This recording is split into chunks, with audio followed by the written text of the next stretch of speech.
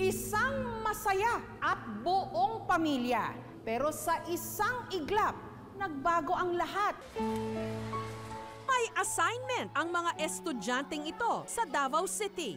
Magdala ng kanilang family picture sa eskwela. Ang aking pamilya. Wow. Sobrang mahal ko ang papa ko kasi nagtatrabaho siya sa malayo para ibigay ang mga kailangan namin. Kami ay laging nagkatutuwaan at nagtutulungan sa mga gawaing bahay. Pero nagulat ang lahat sa nakasulat sa family picture ng grade 4 student na si Rian. Ang aking pamilya na ngayon ay nasa heaven na. Ang aking pamilya noon ay saya-saya. Namin nagsisimba kami kumakain sa labas. Pero dumating ang araw na bigla akong lumungkot kasi ang mama at papa ko ay kinuha ni God, pati mga kapatid ko iniwan nila. Akong nag-iisa, super lungkot ang buhay ko. Doon ko na-realize ang kahalagahan talaga ng pamilya. At sinabihan ko siya, Rian, huwag kang mag-alala. Kahit nangyari ito sa iyo, may dahilan ang Diyos. Pinost ko yun kasi para talaga kay Rian. Kasi he needs a warm hug from the world. Nakita niya kasi yung mga kaklase niya na pag-uwian namin, nandoon na yung mga sundo ng mga papa nila, mama nila. Sabi niya, teacher, parang miss ko na talaga yung mama at saka papa. March 5, pumunta na naman yung tita niya at saka lola. Nagpaalam sila na, ma'am, gustong-gusto na talaga ng papa na makita si Rian. Ang pagpayag ko na lang, ang hinihintay nila kasi bibili na sila ng ticket. Pero hindi rin ako pumayag kasi parang hindi na babalik ang bata. I realized na ginamit din ako ni Lord. Kung pumayag ako noon, kung nangyari nakasama siya, feeling guilty din ako noon. Ano nga ba ang nangyari sa pamilya ni Rian? Ang mga magulang at kapatid niya mula Davao lumipat sa Isabela nitong June 2018 para doon na makipagsapalaran. Habang si Rian pinatapos muna ang school year, pansamantalang naiwan sa kanyang tita Devina sa Davao. Responsible talaga siya na kuya kasi siya yung palaging nagbabantay yung bunso nila na babae. Pero madaling araw nitong March 12, nakatanggap sila ng tawag.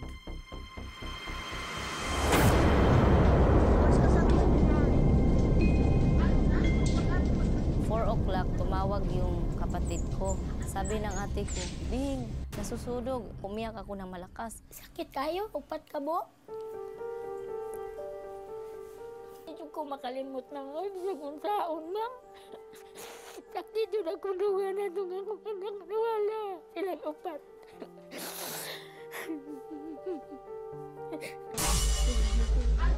Namatay sa sunog ang buong pamilya ni Rian sa Isabela. Kanyang Papa James, Mama Love at mga kapatid na sina Raven at Kisha.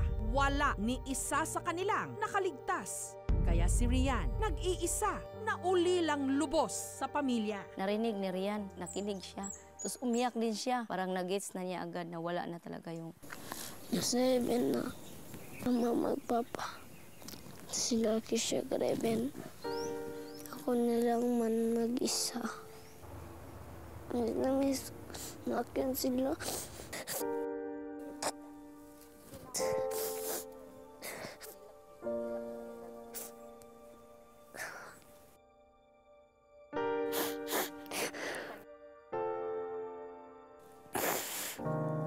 Panganay sa tatlong magkakapatid si Rian. Yung tatay talaga niya, focus talaga siya sa pamilya niya. Nanay naman niya, taga-alaga ng tatlo niyang anak. Mahirap lang sila pero kaso yung kapatid ko, nagsisikap talaga siyang magmasada ng tricycle. Naglalakaw kami yan sa People's Park. Naglaglaag. Sobrang saya ko po. Kasama ko kasi ang mga pamilya ko.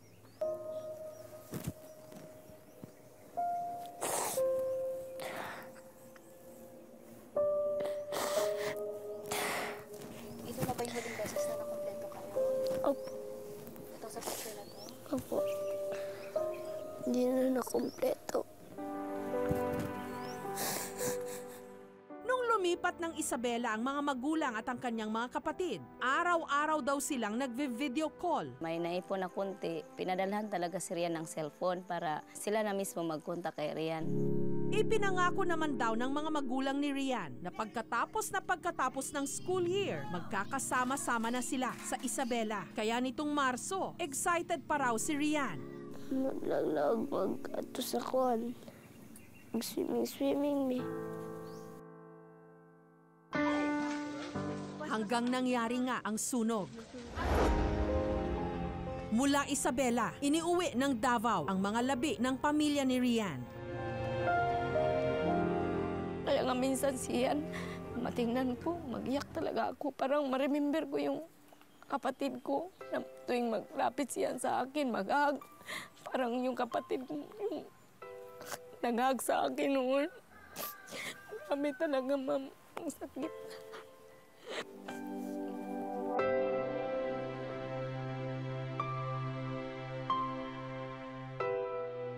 Para tutulog na lang sila.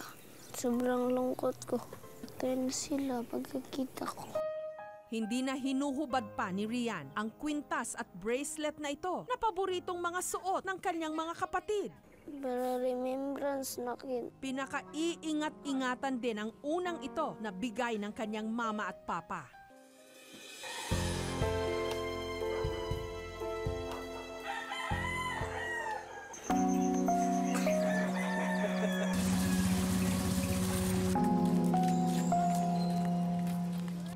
Aktibo si Rian sa eskwela, hindi mahahalata na meron siyang mabigat na dinadala.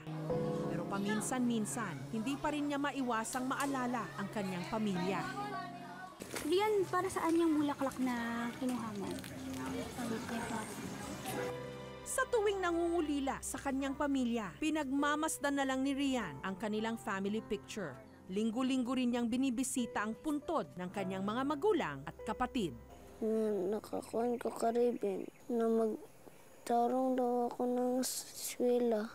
Sa kabila ng lahat, si Rian patuloy na nangangarap. Balang araw, gusto raw niyang maging pulis. Mga pulis kibuutan, matapang. Kaya sa araw na ito, meron siyang mga espesyal na bisita. Andito ang mga pulis! Sa part of gesture na mi gamay ihatag sa iyaha na gamay lagod na regalo.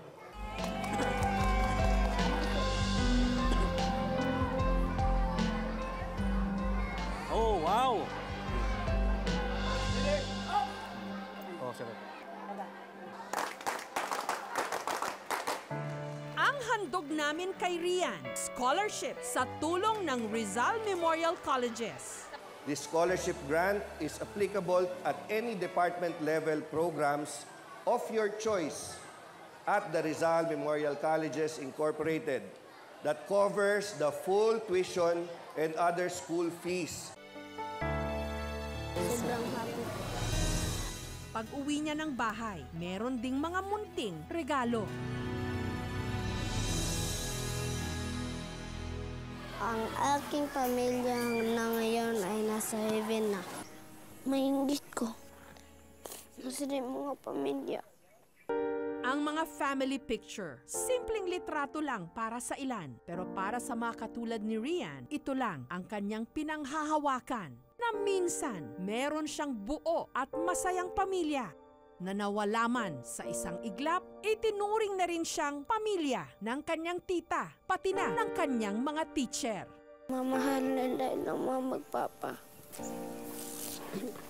Importante kasi merong mama at papa. Kung wala sila yung mama at papa, dili sila mabuhi.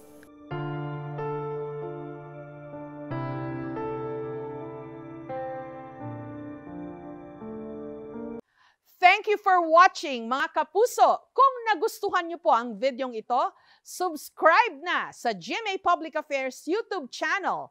And don't forget to hit the bell button for our latest updates.